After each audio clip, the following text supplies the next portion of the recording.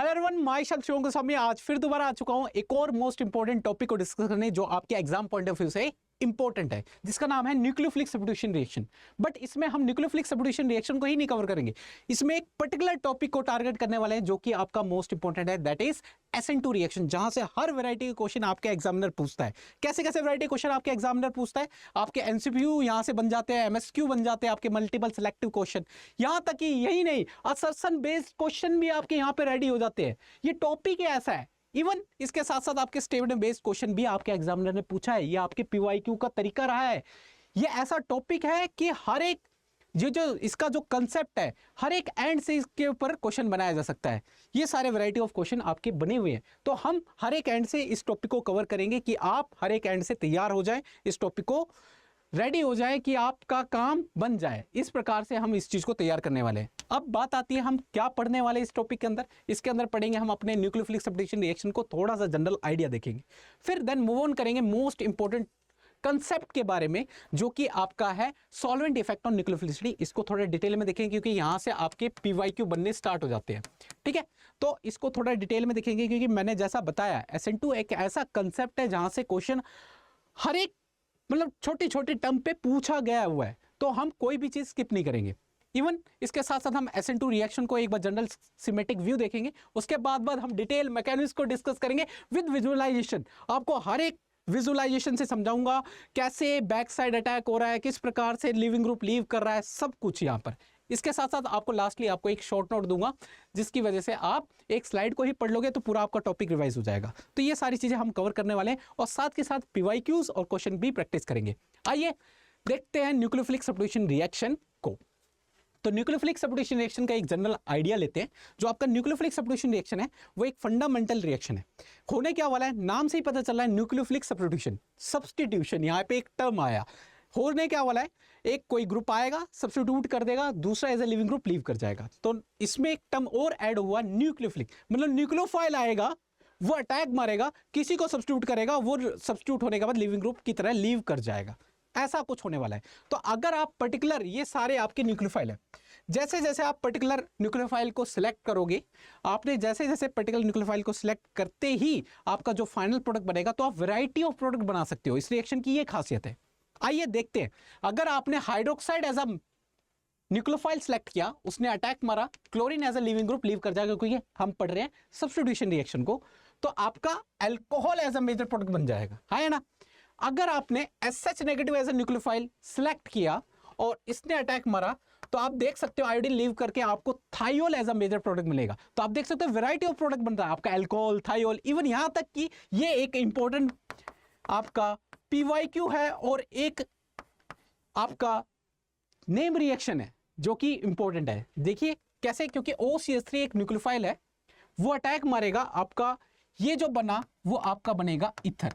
Yes या no, ether. ये एक मोस्ट इंपॉर्टेंट नेम रिएक्शन है जिसका नाम है विलियमसन सिंथेसिस रिएक्शन, है ना।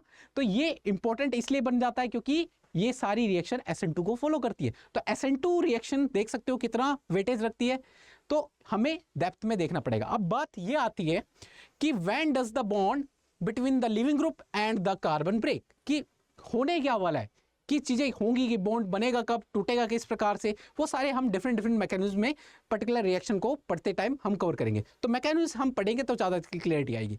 आइए थोड़ा सा आपको एक आइडिया देता हूँ कि सब्स्टिट्यूशन रिएक्शन में आपको 2 एग्जाम्पल लेके आया हूँ। एक तो एग्जाम्पल लेके आया SN1 का, बट हम पढ़ेंगे SN2 को, है ना। ये एग्जाम्पल है आपका SN2 को।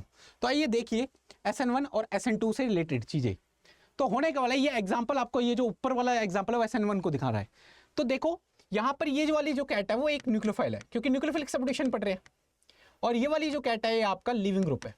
तो होने का वाला है सब्स्टिट्यूशन, मतलब ये इसको सब्स्टिट्यूट करेगा।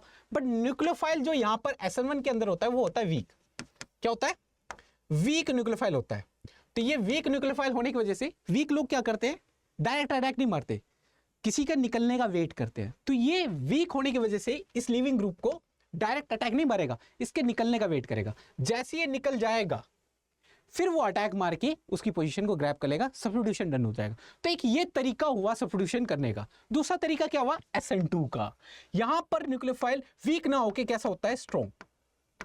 तो एक SN2 का थोड़ा सा हल्का आइडिया दे रहा हूं, जल्दी से देख लो। SN2 में क्या होता है, न्यूक्लियोफाइल स्ट्रॉन्ग होने की वजह से वो लिविंग ग्रुप, जो ये आपका लिविंग ग्रुप है, ये जो सो रहा है, इसके निकलने का वेट नहीं करता। ये क्या करता है, डायरेक्ट अटैक मारता है। ये देखो लड़ गई, और अटैक मारने के बाद इसको सब्स्टिट्यूट कर देता है और आपका फाइनल प्रोडक्ट बन जाता है। तो यहां पर जब ये निकलता है तो यहां पे एक स्पीसीज जनरेट होती है जिसको बोलते हैं इंटरमीडिएट। क्या बनता है, इंटरमीडिएट। और ये एक ऐसा सिनेरियो हुआ जहां पर इंटरमीडिएट की फॉर्मेशन नहीं हुई, एक ही टाइम पे वो अटैक मारा, एक ही टाइम पे वो लीव करा है। ऐसे स्टेट में ये जो रिएक्शन होती है इसमें बनता है आपका TS, ट्रांजिशन स्टेट। अब ये क्या होता है, डिटेल हम देखने वाले मैकेनिज्म के अंदर। तो ये एक पाथवे ये है सब्स्टिट्यूशन का, एक पाथवे ये है सब्स्टिट्यूशन का। तो डिफरेंट रिएक्शन का अपना अपना तरीका होता है, अपना अपना वे होता है मैकेनिज्म का, उसको हम देखेंगे। तो आज का पर्टिकुलर जो टारगेट है हमारा SN2 को, तो SN2 का एक हल्का फुल्का आइडिया ले लिया कि स्ट्रॉन्ग न्यूक्लियोफाइल होता है, अटैक मारता है, ट्रांजिशन स्टेट बनती है। बस याद रखना ये ट्रांजिशन स्टेट बनी है, वो क्या होती है डिटेल में देखेंगे, एंड लास्टली आपका प्रोडक्ट बन जाता है। तो SN2 का एक छोटा सा सिमेटिक व्यू ले लिया आपने, एंड स्टार्ट करते हैं अपने SN2 को। SN2 को स्टार्ट करने से पहले इसमें एक इंपॉर्टेंट टर्म, आपका इंपॉर्टेंट कंसेप्ट यूज होता है जिसको बोलते हैं सॉल्वेंट इफेक्ट ऑन न्यूक्लियोफिलिसिटी। तो दो तरह के सॉल्वेंट होते हैं आपके, है ना, polar protic and polar aprotic solvent. तो पहले हम जो कवर करने वाले हैं आपका पोलर प्रोटिक सॉल्वेंट को कवर करने वाले हैं। प्रोटिक नाम से ही पता चल रहा है, प्रोटिक मतलब प्रोटोन। ऐसे प्रोटिक सॉल्वेंट उनको बोलते हैं जिनके पास एसिडिक प्रोटोन हो। एसिडिक प्रोटोन किनके पास होंगे, ऑब्वियस बात है, जो हाईली इलेक्ट्रोनेगेटिव स्पीसीज से कनेक्ट होंगे। हाईली इलेक्ट्रोनेगेटिव स्पीसीज दिखा रहा हूं आपको, ये ध्यान रखना, फ्लोरीन, ऑक्सीजन एंड नाइट्रोजन। अगर इनसे हाइड्रोजन कनेक्टेड है, वो हाइड्रोजन आपका एसिडिक हाइड्रोजन कहलाता है, क्योंकि सारे के सारे हाईली इलेक्ट्रोनेगेटिव स्पीसीज है। तो ये क्या करेंगे, प्रोटिक सॉल्वेंट न्यूक्लियोफाइल को अपने अंदर क्या कर लेते हैं, सॉल्वेट, क्योंकि न्यूक्लियोफाइल अटैक मार रहा है। तो सॉल्वेट हो गया तो उसको उस सॉल्वेशन वाले केज को तोड़ के बाहर आना पड़ेगा, फिर अटैक मारना पड़ेगा। तो आपके डिपेंड करता है न्यूक्लियोफाइल पे कि न्यूक्लियोफाइल छोटा है या न्यूक्लियोफाइल बड़ा है। तो ये देखिए, जैसे यहां पे मैंने फ्लोरीन एज ए न्यूक्लियोफाइल ले लिया। और प्रोटिक सॉल्वेंट कौन कौन से होते हैं एक बार जल्दी से देख लो। आपके अल्कोहल आपका प्रोटिक सॉल्वेंट हो सकता है, कौन कौन से, अल्कोहल आपका प्रोटिक सॉल्वेंट हो सकता है, और आपका वाटर एक प्रोटिक सॉल्वेंट हो सकता है। तो ये दो अभी एग्जांपल याद रखिए प्रोटिक सॉल्वेंट का। तो यहां पर मैंने अल्कोहल एक है प्रोटिक सॉल्वेंट ले रखा है। अल्कोहल कैसे, क्योंकि देखो RONH, तो ये सारे अल्कोहल ने मिलकर इस न्यूक्लियोफाइल को क्या कर लिया, क्रैप कर लिया, और इसको एक जाल में बांध लिया। अब इसको अटैक मारना है इस हैलोजन पे, क्योंकि सब्स्टिट्यूशन रिएक्शन करानी है। तो अटैक मारने के लिए अच्छा, ये सॉल्वेट कैसे हुआ, इस सॉल्वेंट ने इसको सॉल्वेट कैसे किया देखना, क्योंकि प्रोटिक सॉल्वेंट जो होते हैं वो दोनों क्या चीज, दोनों cation as well as anion दोनों को सॉल्वेट कर लेते हैं। क्या कर लेते हैं, कैटायन और एज वेल एज एनायन दोनों को सॉल्वेट कर लेते हैं। कैसे करते हैं, मैंने यहाँ पे एनायन को सॉल्वेट कैसे किया वो चीज दिखा रखा है। देखो अल्कोहल में जैसा मैंने बताया, ये ऑक्सीजन है और ये हाइड्रोजन है, हाँ ना, एक मिनट पेन चेंज कर दो, ये आपका ऑक्सीजन है, ये हाइड्रोजन है। तो ऑक्सीजन और हाइड्रोजन में से हाईली इलेक्ट्रोनेगेटिव स्पीसीज कौन सी है, कैन यू गेस। ऑब्वियस बात है, ऑक्सीजन मोर इलेक्ट्रोनेगेटिव है। मोर इलेक्ट्रोनेगेटिविटी का मतलब क्या होता है, tendency of an atom to attract shared pair of electron toward itself. तो ऑब्वियस बात है मोर इलेक्ट्रोनेगेटिव ये है, तो ये जो दो इलेक्ट्रॉन से ये जो इनके बीच में बॉन्ड बन रहा है वो ऑक्सीजन खींच लेगा, तो इसके ऊपर पार्शियल नेगेटिव चार्ज आता है, इस पे पार्शियल पॉजिटिव चार्ज आता है। ऐसे सिमिलरली इस हाइड्रोजन पे भी पार्शियल पॉजिटिव चार्ज होगा, क्योंकि है तो अल्कोहल ही। सिमिलरली यहाँ पे भी पार्शियल पॉजिटिव चार्ज होगा, यहाँ पे भी पार्शियल पॉजिटिव चार्ज। तो ये पार्शियल पॉजिटिव चार्ज, और फ्लोरीन क्या है, एक आपका न्यूक्लियोफाइल है, एक आपका अनायन है। इस पे क्या है, नेगेटिव चार्ज होने की वजह से दो अपोजिट चार्ज के बीच में एक इलेक्ट्रोस्टैटिक इंटरेक्शन होता है। वो इंटरेक्शन होने की वजह से ये क्या कर रहा है, इस फ्लोरीन को अपने अंदर सॉल्वेट कर रहा है। अब फ्लोरीन को अटैक मारना है सब्स्टिट्यूशन रिएक्शन करने के लिए, तो इस फ्लोरीन को क्या करना पड़ेगा, इस केज को तोड़ के बाहर आना पड़ेगा, है ना, इस केज को तोड़ के बाहर आना पड़ेगा। तो इसको तोड़ने के लिए इसको क्या चाहिए, एनर्जी। तो डिपेंड करता है आपका न्यूक्लियोफाइल कितना न्यूक्लियोफिलिक है, कि किस प्रकार से वो इस केज को तोड़ करके बाहर आ जाता है। तो डिपेंड करता है यहाँ पे एक फैक्टर करता है आपका साइज। तो जितना छोटा आपका एनायन उतना ज्यादा सॉल्वेशन होता है, जितना छोटा होगा उतनी बुरी तरह घिर जाएगा, बड़ा होगा तो इसको घेरने में सॉल्वेंट को दिक्कत आएगी। तो यही दिक्कत है कि जितना आपका देखो ये आपका छोटा एनायन होता है fluorine, fluorine, chlorine, bromine, iodine, देखो top to bottom size increase करता है, इसीलिए आई नेगेटिव आपका क्या हुआ, बड़ा एनायन हुआ। बड़ा एनायन हुआ तो इसको सॉल्वेट करने में इसको दिक्कत आएगी सॉल्वेंट को, इसीलिए मोस्ट न्यूक्लियोफिलिक हुआ, क्योंकि इसको सॉल्वेट कर नहीं पाएगा, इजीली ये तोड़ के इसको तोड़ करके बाहर आएगा और अटैक मार के एक्स को लीव करवा देगा, इजीली सब्स्टिट्यूशन हो जाएगा, है ना। बट हुआ क्या, फ्लोरीन एक छोटा न्यूक्लियोफाइल है, छोटा है तो ये लीस्ट न्यूक्लियोफाइल लीस्ट न्यूक्लियोफिलिक होगा, और लीस्ट न्यूक्लियोफिलिक होगा, केस तोड़ नहीं पाएगा, अटैक हो नहीं पाएगा, तो सबसे ज्यादा सॉल्वेशन किसकी होगी, छोटे वालों की। तो सॉल्वेशन का ऑर्डर क्या हुआ, फ्लोरीन का सबसे ज्यादा solvation, then chlorine, then bromine, then iodine. तो इस पे भी डिपेंड करता है आपके रेट ऑफ रिएक्शन।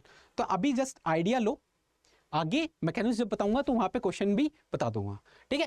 तो ये इंपॉर्टेंट पड़ जाता है, तो याद रखना सॉल्वेशन का ऑर्डर ये होता है। तो न्यूक्लियोफिलिसिटी का ऑर्डर क्या होगा, तो न्यूक्लियोफिलिसिटी का ऑर्डर प्रोटिक सॉल्वेंट में क्या होता है, सबसे ज्यादा न्यूक्लियोफिलिक कौन होगा, न्यूक्लियोफिलिसिटी का मतलब होता है जो जल्दी अटैक मार दे। अटैक कौन जल्दी मार पाएगा, अभी जैसा हमने देखा कि जो इस केज को तोड़ के बाहर आएगा वो अटैक मार देगा जल्दी। तो छोटे वाले तो इजीली आ नहीं पाएंगे, क्योंकि उसको ज्यादा लोग सॉल्वेट कर लेंगे, वो इस केज को तोड़ नहीं पाएगा, इसीलिए बड़े वाले इजीली अटैक मार देंगे। इसीलिए न्यूक्लियोफिलिसिटी का ऑर्डर ये हो जाता है, आयोडीन सबसे ज्यादा मोस्ट न्यूक्लियोफिलिक होता है, then bromine, then chlorine, then fluorine, सबसे ज्यादा लीस्ट न्यूक्लियोफिलिक होता है फ्लोरीन। इसीलिए यहाँ पे एक चीज और लिखी है, देख सकते हो आप, small anion are solvated more strongly than larger anion in a protic solvent, और इसी वजह से it reduce their nucleophilicity, है ना। स्मॉल एनायन होने की वजह से उसकी न्यूक्लियोफिलिसिटी घट जाती है। तो इस कुछ बातों को ध्यान रखना पोलर प्रोटिक सॉल्वेंट की। तो ये अभी मैंने पर्टिकुलरली यहाँ पे अनायन कैसे सॉल्वेट हुए वो चीज दिखाई है। आइए देखते हैं कैटायन और एनायन दोनों यहाँ पे एक बार लेके आए हो, आप एक बार देख लो। यहाँ पर मैंने कैटायन को सॉल्वेट करके दिखाया, तो देखो ये आपका सोडियम मेटल है, मेटल ऑलवेज इलेक्ट्रोपॉजिटिव, तो इसीलिए मेटल पे तो पॉजिटिव चार्ज होगा सॉरी यस, मेटल पे तो पॉजिटिव चार्ज होगा। और ये जो सॉल्वेंट है ये आपका वाटर मॉलिक्यूल है, क्या है, वाटर मॉलिक्यूल H2O, है ना। H2O को खोलोगे तो कुछ इस प्रकार का दिखेगा, OH देख लो, है ना, है ना। तो यहां पर इस एलिमेंटल का कलर दिखा रखा है, ऑक्सीजन को रेड कलर से डिनोट किया है, हाइड्रोजन दोनों हाइड्रोजन को व्हाइट कलर से डिनोट किया है, ठीक है। तो ये आपका वाटर मॉलिक्यूल है जो केस बना के इस कैटायन को सॉल्वेट कर रहा है, यहां तक क्लियर है। इस ऑक्सीजन में आपको जैसा बताया कि ये पोलर प्रोटिक सॉल्वेंट है, ऑब्वियस बात है, मोर इलेक्ट्रोनेगेटिव है, तो इस पे नेगेटिव चार्ज आएगा और इन पे पॉजिटिव चार्ज आएगा, delta positive, partial positive charge. तो कैटायन को सॉल्वेट करने के लिए, कैटायन मतलब पॉजिटिव चार्ज को सॉल्वेट करने के लिए नेगेटिव चार्ज चाहिए, तो ये H तो सॉल्वेट नहीं करेगा, कौन करेगा सॉल्वेट काम, क्योंकि जिसके पास नेगेटिव चार्ज है, ऑक्सीजन का यहां मेन रोल है। तो इस पे डेल्टा नेगेटिव चार्ज होने की वजह से, देख लो, इस पे डेल्टा नेगेटिव चार्ज होने की वजह से इसने क्या किया, इलेक्ट्रोस्टैटिक इंटरेक्शन की वजह से इस कैटायन को कर लिया सॉल्वेट, देखो चारों ओर से कर लिया। तो पोलर प्रोटिक सॉल्वेंट कैटायन को भी सॉल्वेट कर लेते हैं। सिमिलरली अनायन को कैसे सॉल्वेट करते हैं, क्योंकि इस अनायन को सॉल्वेट करने के लिए चाहिए पॉजिटिव चार्ज, तो ये देखो H प्लस ने इस पे डेल्टा पॉजिटिव चार्ज होने की वजह से इस नेगेटिव आयन को सॉल्वेट कर लिया, देखो आए ना सॉरी, यहां तक सेट है, यहां तक सेट है ना, आ जाओ। तो इजी है ना यहां तक कि कैसे कैटायन को सॉल्वेट किया, कैसे अनायन को सॉल्वेट किया। तो सॉल्वेशन समझ आ गया कि पोलर प्रोटिक सॉल्वेंट दोनों को सॉल्वेट कर लेते हैं। ये जो सॉल्वेंट है ये यूज होता है SN1 के अंदर, बट हमारा मेन जो है आपका SN2 का है। तो जल्दी से SN2 में देख लो कि हम किस प्रकार का सॉल्वेंट यूज करते हैं। SN2 में हम यूज करते हैं पोलर ए प्रोटिक सॉल्वेंट का। जैसे पोलर प्रोटिक का मतलब एसिडिक हाइड्रोजन, ए प्रोटिक मतलब जिनके एसिडिक हाइड्रोजन ना हो। एसिडिक हाइड्रोजन होने के लिए क्राइटेरिया क्या था, मोर इलेक्ट्रोनेगेटिव मतलब हाईली इलेक्ट्रोनेगेटिव आइटम से कनेक्टेड होना, फ्लोरीन, ऑक्सीजन, नाइट्रोजन जैसे लाइक दैट। तो ए प्रोटिक के लिए मतलब मोर इलेक्ट्रोनेगेटिव आइटम से नहीं कनेक्टेड हुआ तो वो क्या कहलाएंगे आपके ए प्रोटिक सॉल्वेंट। ए प्रोटिक सॉल्वेंट मतलब एसिडिक हाइड्रोजन नहीं हुए, H+ नहीं हुए, तो वो अनायन को तो सॉल्वेट करेगा नहीं। इसी वजह से पोलर ए प्रोटिक सॉल्वेंट क्या करते हैं, अनायंस को सॉल्वेट नहीं करते। पहले तो एक बात ये क्लियर कर लेना, जैसे पोलर प्रोटिक सॉल्वेंट क्या कर लेते, cation as well as anion दोनों को सॉल्वेट करते थे, ये जो होते हैं सिर्फ कैटायन को ही सॉल्वेट करते हैं। देख लो, they can only solvate cation. तो इस चीज को ध्यान रखना, कंफ्यूज मत होना बस, ठीक है। ये मोस्ट इंपॉर्टेंट है भाई, मोस्ट इंपॉर्टेंट है, यहां बच्चे कंफ्यूज रहते हैं। क्यों कंफ्यूज रहते हैं? क्योंकि सॉल्वेंट ही नहीं पता होते। प्रोटिक में तो पता रहता है कि ऑक्सीजन, हाइड्रोजन और नाइट्रोजन को देख लेंगे तो समझ जाना, ऑक्सीजन, नाइट्रोजन और फ्लोरीन को देख लोगे तो आपको आइडिया लग जाएगा, उससे अटैच हाइड्रोजन, एसिडिक हाइड्रोजन होंगे, तो वो सारे क्या कहलाएंगे? Protic solvent. But aprotic solvent का आइडिया नहीं रहता। तो ए प्रोटिक सॉल्वेंट के एग्जांपल्स ये रहे, कौन कौन से याद रखना। ये ए को हटा दो, स्पेलिंग गलती लिखी थी, ई आएगा यहां, एक मिनट देख लो, याद रखना ये सारे एग्जांपल है आपके ए प्रोटिक सॉल्वेंट के, जो एग्जाम में डायरेक्ट देता है। आपको डिफरेंशिएट करना पड़ेगा कौन सी रिएक्शन SN1 है, कौन सी SN2 है, तो ये सॉल्वेंट हेल्प करेंगे आपको कि रिएक्शन कौन सी है। आई बात समझे? तो ये सारे एग्जांपल आपके ए प्रोटिक सॉल्वेंट के हैं, जैसे एसीटोन, एसीटोनाइट्राइल। तो इनके स्ट्रक्चर और इनके नाम दोनों क्लियर होने चाहिए।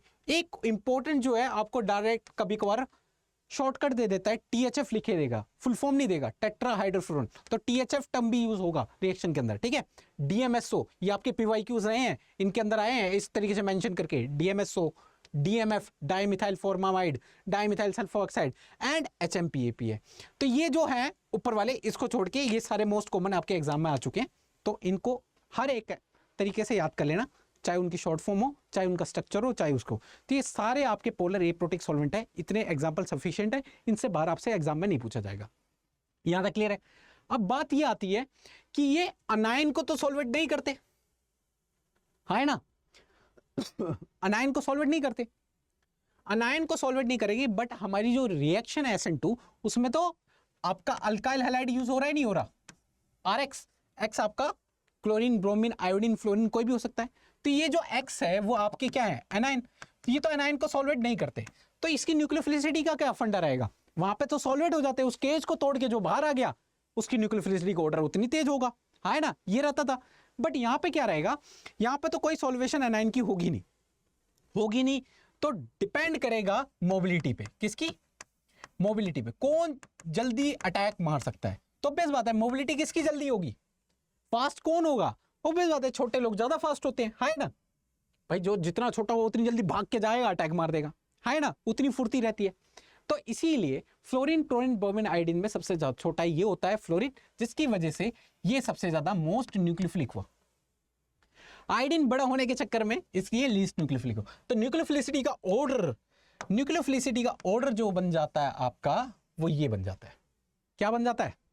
देख लो, फ्लोरीन, क्लोरीन, ब्रोमीन, आयोडीन। तो याद रखना SN2 मतलब जो आपका ए प्रोटिक सॉल्वेंट के केस में न्यूक्लियोफिलिसिटी का ऑर्डर ये रहता है, और प्रोटिक सॉल्वेंट के केस में इसका उल्टा हो जाता है। तो कंफ्यूज मत होना, यहां तक क्लियर है मामला? तो आपने सारे सॉल्वेंट देख लिए।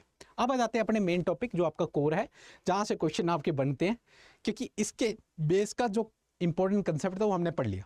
आपके सॉल्वेंट, वो भी कौन सा सॉल्वेंट आपको ध्यान रखना है? पोलर ए प्रोटिक सॉल्वेंट, क्योंकि यहां पे यूज होगा। जब SN1 पढ़ाऊंगा तो वो वाला यूज होगा। तो SN2 रिएक्शन को एक बार जनरल देख लेते हैं। SN2 का जो फुल फॉर्म होता है bye molecular nucleophilic substitution reaction, है ना। इसका टर्म SN2, क्या चीज? ये टर्म SN2, ये टर्म 2 क्यों आया उसके पीछे का रीजन भी आपको अभी पता चलेगा। तो पहले एक बार जनरल एग्जांपल लेते हैं। होने क्या वाला है? सब्स्टिट्यूशन। OH नेगेटिव आएगा, अटैक मारेगा, chlorine as a leaving group leave कर जाएगा और आपका alcohol as a major product बनेगा। बट हुआ क्या, अगर इसको ज्यादा डिटेल में देखा जाए, यहां पे जो कार्बन है, कार्बन मैक्सिमम कितने बॉन्ड बनाता है? 4। तो आप देखोगे इस CH3 में ये 3 बॉन्ड तो हाइड्रोजन से बना गया और एक क्लोरीन से बना गया। देखो खोल के दिखाता हूं मैं, CCl, H, H and H। तो कुछ इस प्रकार को जब इसे खोलोगे तो इस प्रकार दिखेगा।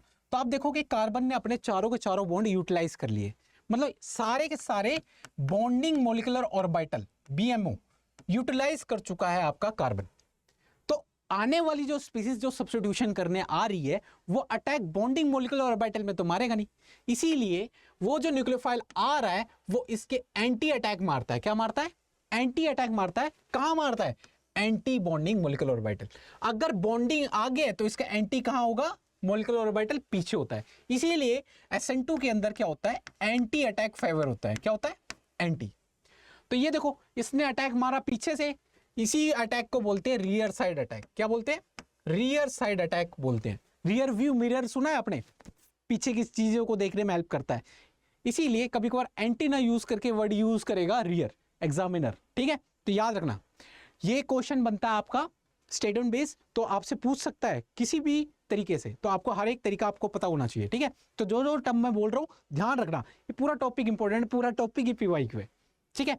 तो इस न्यूक्लियोफाइल ने यहां से डायरेक्ट अटैक मारा, but attack anti bonding molecular orbital, क्योंकि बॉन्डिंग तो खाली नहीं है बीएमओ, और अटैक मारा, ये लिविंग ग्रुप लीव कर जाएगा और आपका उल्टा प्रोडक्ट बनेगा, उल्टा प्रोडक्ट। इसको दिखाने का तरीका मैं आपको दिखाता हूं, यहां पे ध्यान दो, ये देखो आप इस फ्लोरीन को, एक मिनट कहां गया वो, यस, आप ये जो फ्लोरीन है, इस फ्लोरीन को फ्लोरीन मत समझना, क्योंकि हमने जो अटैक करवाया वो हाइड्रोक्साइड आयन का अटैक करवाया, तो ये समझना ये OH नेगेटिव है। तो ये OH नेगेटिव आया, ये देखो बैक साइड से, ये समझ लेना इसका एंटी बॉन्डिंग मोलिकुलर ऑर्बिटल है, क्योंकि बॉन्डिंग तो इससे क्लोरीन से हो रखी है इसकी, है ना। तो बॉन्ड एंटी बॉन्डिंग से अटैक मारा, तो ये क्लोरीन भाग गया और इसके साथ बॉन्डिंग हो जाएगी। तो आपने देखा ये बैक साइड अटैक हो रहा है, क्या हो रहा है, बैक साइड। तो अगर क्लोरीन जहां से निकला वहीं पे लग जाता OH, तो उस पोजीशन को बोल देते कि क्लोरीन की पोजीशन इसने क्या कर लिया, रिटेन कर लिया, बट एक्चुअल में ऐसा हुआ ही नहीं। देखो भाई क्लोरीन तो यहां था, अटैक मारने के बाद प्रोडक्ट भी देखो अब यहां बन गया, देखो बना ही नहीं बना, बट ये अटैक होने के बाद जो प्रोडक्ट बना इन्वर्टेड प्रोडक्ट बना। अगर क्लोरीन की पोजीशन पे आके यहां पे लग जाता तो मैं बोलता क्लोरीन यहीं से निकला, OH भी यहीं आ गया, तो पोजीशन होगी रिटेन। तो रिटेंशन तो हुआ नहीं, हुआ क्या, जहां से क्लोरीन निकला उसके अपोजिट साइड पे, उल्टे साइड पे आपका OH नेगेटिव लग गया, और इसी प्रोडक्ट को बोलते हैं इन्वर्टेड प्रोडक्ट। क्या बोलते हैं इसको, इन्वर्टेड प्रोडक्ट। तो याद रखना, क्या याद रखना है कि, तो आपने एक बार विजुअलाइजेशन देख लिया, तो याद रखना SN2 में 100% इन्वर्जन होता है। क्या होता है, इन्वर्जन, क्योंकि यहां पे बैक साइड ही अटैक होता है, जहां से क्लोरीन निकला उसके अपोजिट साइड पे अटैक होता है और वहीं पे प्रोडक्ट बन जाता है, इन्वर्जन प्रोडक्ट बनता है, इसलिए 100% इन्वर्जन होता है। इसी को इन्वर्जन को बोलते हैं दूसरे नाम से वाल्डन इन्वर्जन। तो ये चीज क्लियर हुई मामला, तो यहां तक समझ आ गई। और ये एक वन स्टेप रिएक्शन है, ये एक वन स्टेप रिएक्शन, इस चीज को ध्यान रखो। अब जो जो चीज बता रहा हूं बस अभी याद रखो, वन स्टेप रिएक्शन है, 100% इन्वर्जन होती है। अभी मैकेनिज्म में चलूंगा तो आपको सब क्लियर समझ में आ जाएगा। जो बता रहा हूं ध्यान रखना, ये सारे ये जो है स्टेटमेंट में पूछे जाते हैं, स्टेटमेंट में कुछ भी कैसे भी लिख सकता है, आपको समझ में आना चाहिए। तो ये वन स्टेप कंसर्टेड एक वर्ड है, ये भी यूज करता है एग्जामिनर, तो कंसर्टेड मैकेनिज्म होती है, एक ही स्टेप में खत्म कहानी, ठीक है। और यहां पे कोई इंटरमीडिएट का फॉर्मेशन नहीं होता, यहां पे इंटरमीडिएट ना फॉर्म होके तो इंटरमीडिएट नहीं बनेगा। जैसे SN1 में कार्बोकेटाइन बनता है, यहां पे कार्बोकेटाइन ना बन के इंटरमीडिएट नहीं बनेगा तो रीअरेंजमेंट भी नहीं होगी। तो ये चीज क्लियर हुई। तो यहां पे इंटरमीडिएट ना बन के, एक टर्म मैंने आपको स्टार्टिंग में जब कैट वाला एग्जांपल दे रहा था, वहां पे क्या बनता है, ट्रांजिशन स्टेट, वो क्या होती है, ये चीज क्लियर होगी। क्लियर है। एक और चीज थोड़ी सी याद रख लो, क्योंकि अभी ये चीज लिखी है तो मैं आपको याद करा दे रहा हूं। यहां पर जो रेट है, इसकी जो रिएक्शन की स्पीड है, वो दो चीज पे डिपेंड कर रही है। कैसे कैसे, ये एक ही स्टेप की रिएक्शन है, वन स्टेप रिएक्शन है, तो एक ही स्टेप में जो जो मॉलिक्यूल इन्वॉल्व होगा उस पर ही तो डिपेंड करेगी रिएक्शन की रेट। तो यहां पे देखो रिएक्टेंट की कंसंट्रेशन पे डिपेंड करेगी, भाई रिएक्टेंट दो है तो दोनों की कंसंट्रेशन पे डिपेंड करेगी। इसीलिए रिएक्टेंट, सबस्ट्रेट और न्यूक्लियोफाइल, ये आपका सबस्ट्रेट है और ये आपका न्यूक्लियोफाइल है, तो दोनों ही की कंसंट्रेशन पे डिपेंड कर रहा है आपका रेट। देखो सबस्ट्रेट की पावर 1, न्यूक्लियोफाइल की पावर 1, इसीलिए दोनों की पावर ऐड करोगे, ये हमने केमिकल काइनेटिक्स में सीखा है कि जब दोनों की पावर ऐड करेंगे ओवरऑल ऑर्डर आ जाएगा 2। इसीलिए क्या चीज भाई साहब, इसीलिए इस रिएक्शन में SN2 टर्म यूज हुआ है, इसीलिए इसको बोला जाता है बायमोलिकुलर न्यूक्लियोफिलिक सब्स्टिट्यूशन रिएक्शन। यहां तक क्लियर हुआ, क्योंकि रेट दोनों की कंसंट्रेशन पे डिपेंड कर रहा है, as well as substrate as well as nucleophile. यहां तक मामला सेट है, क्लियर है। तो ये तीन चीज याद रखना, रेट इन दो पे डिपेंड करने की वजह से इसका ऑर्डर 2 आता है और इसकी मोलिकुलरिटी भी 2 होती है। यहां तक क्लियर है। वन स्टेप रिएक्शन होती है, कोई इंटरमीडिएट की फॉर्मेशन नहीं होती, उसकी जगह ट्रांजिशन स्टेट बनता है। क्लियर है यहां तक। आओ देखते हैं इसकी मैकेनिज्म को। तो इसकी मैकेनिज्म किस प्रकार से होती है, इसको एक बार विजुलाइज करते हैं। तो अभी जैसा कि मैंने बताया, जैसा आपको कैट वाला एग्जांपल दिया था, देख लो एक बार वापस देख लो कि ये जो न्यूक्लियोफाइल है वो स्ट्रॉन्ग है। स्ट्रॉन्ग होने की वजह से ये जो लिविंग ग्रुप के निकलने का वेट नहीं करता, डायरेक्ट अटैक मारता है। स्ट्रॉन्ग व्यक्ति घर में घुस के मारता है, कुछ इस प्रकार की सिनेरियो रहेगा। लिविंग ग्रुप सो रहा होता है, इसको अटैक मारता है, बाहर भगा देता है, बट इतना भी पागल नहीं है कि अटैक मैं फ्रंट साइड से मारूं, तो फ्रंट साइड से ना अटैक मार के बैक साइड से अटैक मारता है। तो स्ट्रॉन्ग होने की वजह से ये बैक साइड से अटैक मारता है, रियर साइड अटैक होता है। और एक ऐसे सिनेरियो आता है कि ये भाग रहा होता है और ये अटैक मार रहा होता है, एक ऐसी स्टेट जनरेट होती है, इस स्टेट को बोलते हैं ट्रांजिशन स्टेट। तो मतलब इस रिएक्शन में ट्रांजिशन स्टेट जनरेट होने वाली है। आफ्टर दैट जो भाग रहा है वो भाग जाएगा, जो आने वाला है वो आ जाएगा, कुछ ये बच जाएगा। तो आपको बोलेगे पहले तो यहां से यहां आया, फिर यहां से यहां आया, तो ये तो 2 स्टेप पे रिएक्शन हुई। नहीं, ये जो ट्रांजिशन स्टेट है वो कुछ पलों के लिए होती है, वो पल बहुत फास्ट होता है, बहुत ही फास्ट रिएक्शन होती है, पता भी नहीं चलेगा कब बना और कब गायब हो गया। तो ये ओवरऑल एक स्टेप में हो जाता है, आपको पता भी नहीं चलता। यहां तक समझ आ गई मामला? तो कुछ इस प्रकार का सिनेरियो रहेगा। तो आओ देखते हैं, ये रहा आपकी मैकेनिज्म। तो देखो OH नेगेटिव, अच्छा स्ट्रॉन्ग न्यूक्लियोफाइल कौन कौन से होते हैं? NaOH, मतलब आपका बेस यूज होगा KOH। तो ये सारे सारे स्ट्रॉन्ग बेस है, तो यहाँ के सारे सारे न्यूक्लियोफाइल जो OH नेगेटिव निकलेगा वो सारे सारे आपके स्ट्रॉन्ग होंगे। तो स्ट्रॉन्ग है, वो निकलने का वेट नहीं करेंगे, तो ये क्लोरीन को निकलने का वेट ही नहीं देंगे। बट इतने भी पागल नहीं कि वो फ्रंट साइड से अटैक मार देंगे, वो अटैक कहां से मारेंगे? बैक साइड से। ये देखो बैक साइड अटैक हो रहा है, रियर साइड अटैक, या हम इसी को बोल सकते हैं बैक साइड अटैक। देख लो बैक साइड अटैक हो रहा है, वो अटैक मार ही रहा होता है, ये चुपचाप निकल ही रहा होता है। क्लोरीन सोचता है भाई साहब बाहर गेट खोल के तो देखूं कोई मारने तो नहीं आया मेरे को, तो क्लोरीन चुपचाप निकल रहा होता है देखने के लिए, है ना? ये देखो, और OH नेगेटिव चुपचाप अटैक मार रहा होता है। तो एक ऐसी स्टेट आती है कि यहां पर बॉन्ड का टूटना, बॉन्ड का ये ब्रेकेज हो रहा है, क्लोरीन अपना बॉन्ड तोड़ रहा है धीरे धीरे, टूटा नहीं है पूरा, तोड़ने की कोशिश कर रहा है, धीरे धीरे टूट रहा है, ये अपना धीरे धीरे बॉन्ड फॉर्मेशन कर रहा है। तो एक ऐसी स्टेट आती है जब बॉन्ड का ब्रेकेज और फॉर्मेशन, ऐसी स्टेट में जब स्थिति क्रिएट हो जाती है, इस स्थिति को बोलते हैं हम ट्रांजिशन स्टेट। इस स्टेट को हम बोलते हैं ट्रांजिशन स्टेट, जब बॉन्ड का बनना और टूटना एक ही स्टेप में दिख जाता है, तो इस स्टेट को बोलते हैं ट्रांजिशन स्टेट। क्लियर है यहां तक? और एट लास्ट जो बॉन्ड बनना होता है बन जाता है, और जो टूटना होता है टूट जाता है, और एट लास्ट आपका इन्वर्टेड प्रोडक्ट बनता है। क्योंकि ये अटैक फ्रंट साइड ना मार के 100% बैक साइड अटैक मारता है, तो आपका लास्टली जो बनता है वो आपका इन्वर्टेड प्रोडक्ट। ये आपकी ट्रांजिशन स्टेट दिखाई है, कुछ इस प्रकार का सिनेरियो रहता है। ठीक है, इसको एक बार विजुलाइज कर लो, मैं आपके लिए कुछ लेके आया हूं। ये रहा आपका, देख सकते हो आप, देख लो, ये आया आपका सबस्ट्रेट, ये देखो अटैक मारना चालू हुआ, बैक साइड से अटैक मार रहा है, और आपकी क्या बनी? ट्रांजिशन स्टेट, है ना? ट्रांजिशन स्टेट बनी। और फिर बाद में भाई जो बॉन्ड बन रहे वो बन जाएगा, जो टूटने वाला टूट जाएगा। ये देखो बनने वाला बन गया, टूटने वाला टूट गया, है ना? अब ये रिएक्शन प्रोफाइल डायग्राम अभी आपको समझाता हूं, थोड़ी देर का शांति रखो। यस, और एक चीज और, ट्रांजिशन स्टेट जो होती है, रिएक्शन प्रोफाइल डायग्राम पे आते हैं, अभी टेंशन मत लो, अभी तो बस ये समझो कि कैसे ट्रांजिशन स्टेट बनी। अटैक बैक साइड हुआ, और बॉन्ड का ब्रेकेज और बॉन्ड का फॉर्मेशन जो स्टेप बनता है उसको बोलते हैं ट्रांजिशन स्टेट। यहां तक मामला समझ में आ गया? और ये जो ट्रांजिशन स्टेट में ये जो कार्बन की हाइब्रिडेशन होती है, कई लोग कंफ्यूज होते हैं कि sp2 होती है sp3 होती है, इन दोनों के बीच में लाई करती है। तो दोनों लिखे होंगे तभी आप करेक्ट करना, वरना मत करना, ये क्वेश्चन आ सकता है।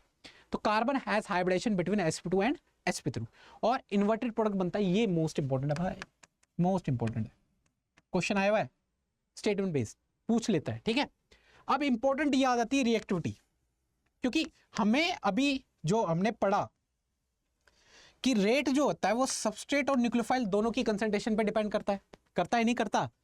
तो सबस्ट्रेट की जो रिएक्टिविटी पे कैसे डिपेंड कर रहा है उस चीज को देखते हैं। तो आपके पास 3 तरह के अल्काइल हैलाइड यूज कर रहे हो, तो आपके 3 तरह के डिग्रीज होती हैं, 1 degree alkyl halide, 2 degree and 3 degree, जिसको 1 डिग्री को हम बोलते हैं प्राइमरी, सेकेंडरी एंड टर्सरी। तो मैं यहाँ एक पेज ऐड ऑन कर रहा हूँ जिससे आप समझ पाओगे। तो 1 डिग्री अल्काइल हैलाइड से पहले एक आता है मिथाइल हैलाइड CH3X। तो मैं एक बार इसको ना यूज करके कलर दूसरा यूज करता हूँ कि आपको प्रॉपर विजिबल हो। यस, ये देखो CH3X, ये आपको होगा मिथाइल हैलाइड, इसको क्या बोलेंगे? Methyl halide. यहां तक मामला सेट है। 1 डिग्री कैसे बनाएंगे इसको, CH3 CH2X, ये आपका बन गया आपका 1 डिग्री अल्काइल हैलाइड। 1 डिग्री कैसे, हैलोजन जिस कार्बन से कनेक्टेड है वो लगातार कितने कार्बन से कनेक्टेड, एक से कनेक्टेड है, इसलिए 1 डिग्री अल्काइल हैलाइड। जबकि यहाँ पे इसको 1 डिग्री नहीं बोलेंगे, कई बच्चे यहाँ पे भी कंफ्यूज होंगे। हैलोजन जिस कार्बन से कनेक्टेड है वो किसी अदर कार्बन से कनेक्टेड नहीं है, ये एक मिथाइल ग्रुप से कनेक्टेड है, इसलिए मिथाइल हैलाइड बोला गया है इसको। यहाँ तक मामला सेट है। 2 डिग्री कैसे बनाएंगे, हैलोजन जिस कार्बन से कनेक्टेड है वो लगातार 2 कार्बन से कनेक्टेड होगा, तब बनेगा 2 डिग्री। अब वैलेंसी सेटिस्फाई कर लो, इसने 1 बॉन्ड बनाया तो 3 हाइड्रोजन, इसने 1 बनाया तो यहाँ पे भी 3 हाइड्रोजन, और इसने 3 बनाए तो ऑब्वियस बात है 1 हाइड्रोजन होगा। तो ये बन गया आपका 2 डिग्री हैलाइड, जिसे बोलते हैं सेकेंडरी। टर्शरी कैसे, चीज समझना, एक मिनट में इसको मिटाता हूं, देख लो। जो कार्बन हैलोजन से कनेक्टेड है, ये जैसे ये वाला कार्बन हैलोजन से कनेक्टेड है, वो लगातार कितने कार्बन से कनेक्टेड होना था, 3 से, तो ये लगा दे 3। अब वैलेंसी सेटिस्फाई कर लूं, ये बन गया आपका 3 डिग्री अल्काइल हैलाइड, जिसको हम बोलते हैं methyl halide, primary, secondary and tertiary. अब इन सबस्ट्रेट पे कैसे रेट डिपेंड कर रहा है उस चीज को देखते हैं। तो रेट जो आपका यहां पे ध्यान देना, और अटैक मारने वाला स्पीसीज जो है आपका न्यूक्लियोफाइल, वो अटैक कहां से मार रहा है, बैक साइड से। वो हैलोजन के निकलने का वेट कर ही नहीं रहा, हैलोजन के निकलने का वेट कर ही नहीं रहा, अटैक बैक साइड से मारने आया। बैक साइड से अटैक तभी प्रेफर होगा कि भीड़ भाड़ कम हो, हिंड्रेंस कम से कम हो, तब वो इजीली अटैक कर जाएगा। तो बताओ हिंड्रेंस सबसे कम किस में होगी भाई, इस CH3 में, इस CH3 में, इसको खोल के दिखाऊं मैं आपको, मिथाइल हैलाइड जो है क्या है, इस CH3 को खोलूंगा, हाइड्रोजन वैसे ही छोटा मॉलिक्यूल होता है, एटम होता है ना। तो यहां पर जो X नेगेटिव आ रहा है वो इजीली अटैक मार देगा, क्योंकि ये छोटे छोटे छोटे छोटे एटम है। CH3 में ये पूरा ग्रुप, ये बड़ा ग्रुप हो गया। कैसे बड़ा हो गया, इस चीज को दिखाने के लिए मेरे को इस चीज को खोलना पड़ेगा, मैं खोल रहा हूं, देखो। वो बैक साइड से अटैक मारेगा तो यहां डिफिकल्टी होगी, ये अटैक मार के उधर जाएगा, डिफिकल्टी होगी ना, क्योंकि यहां पर क्या है, यहां पर क्या है, ये हाइड्रोजन भी खुले होंगे। तो इस X को हटाने के लिए, इस X को हटाने के लिए इसके अंदर घुसना पड़ेगा, और अंदर घुसने के लिए लग जाएगा उसको समय। तो बैक साइड से अटैक मारने में यहां डिफिकल्टी आएगी, और ज्यादा डिफिकल्टी यहां आएगी, क्योंकि ये जो CH3 अगर इनको खोलूंगा तो ये और ज्यादा बल्कीनेस क्रिएट करेंगे, देखो यहां पे। तो यहां पे और भी ज्यादा मुश्किल हो जाएगा इसको अटैक मारना, और यहां पे तो 3 CH3 लग रहे हैं, तो सोचो कितनी डिफिकल्टी आएगी उसको। तो जितनी कम हिंड्रेंस, तो रेट जो होगा वो इनवर्सली प्रोपोर्शनल होगा हिंड्रेंस के, किसके। तो इस चीज का ध्यान रखना। क्या चीज, कलर चेंज करता हूं, इस चीज को ध्यान रखना कि रेट जो होगा वो इनवर्सली प्रोपोर्शनल होगा हिंड्रेंस के, मतलब हिंड्रेंस कम रेट ज्यादा। तो हिंड्रेंस सबसे कम किस में दिख रही है, मिथाइल हैलाइड में या 3 डिग्री अल्काइल हैलाइड में, बताओ। तो ऑब्वियस बात है मिथाइल हैलाइड की क्या रेट ज्यादा होगा as compare to 1 degree then 2 degree. इसको ढंग से विजुअलाइज करने के लिए आपको एक स्लाइड दिखाता हूं जो मैं आपके लिए लेके आया हूं, ये देखो, और रेट का ऑर्डर भी लेके आया हूं। तो आप देखो ये है आपका मिथाइल हैलाइड CH3X, देख लो, कलर चेंज करता हूं, ये आपका हो गया 1 degree alkyl halide CH3 CH2X जो लिखा था, ये आपका 2 डिग्री, ये आपका 3 डिग्री, देख लो। ये नियोपेंटाइल पे मत जाओ, इस पे ध्यान दो, 3 degree methyl halide, 1 degree, 2 degree and 3 degree, देख सकते हो। देखो बल्कीनेस देखो ना, यहां बल्कीनेस कहां थी, कुछ नहीं थी, यहां पे देखो कितनी बल्कीनेस आ गई, ऊपर से 2 हाइड्रोजन और बल्कि है, यहां 2 बल्कीनेस और बढ़ गई, और यहां पे तो देखो कितनी 3 है। तो बल्कीनेस जहां ज्यादा, उसको बैक साइड से अटैक मारने में दिक्कत आएगी, अटैक मारे ही नहीं पाएगा तो हैलोजन लीव कर ही नहीं पाएगा। इसीलिए 3 डिग्री के अंदर तो ये रिएक्शन होती ही नहीं है, क्योंकि 3 डिग्री के अंदर बल्कीनेस जब से ज्यादा होती है। तो SN2 कभी आपसे बोले क्या ये 3 डिग्री के अंदर होती है, कभी नहीं होती। SN2 3 डिग्री कभी SN2 देता ही नहीं है, पहले तो याद रखना। बस बात आई 1 डिग्री और 2 डिग्री। 1 डिग्री बहुत अच्छा SN1 देता है, 2 डिग्री SN1 दे भी सकता है, दे भी नहीं सकता है, ऐसी भी कंडीशन है। तो आप कैसे इसको डिफरेंशिएट करोगे, कब 2 डिग्री SN1 देगा, कब SN2 देगा, इस चीज को समझने के लिए आपको सॉल्वेंट का आइडिया होना चाहिए जो मैंने आपको बताया।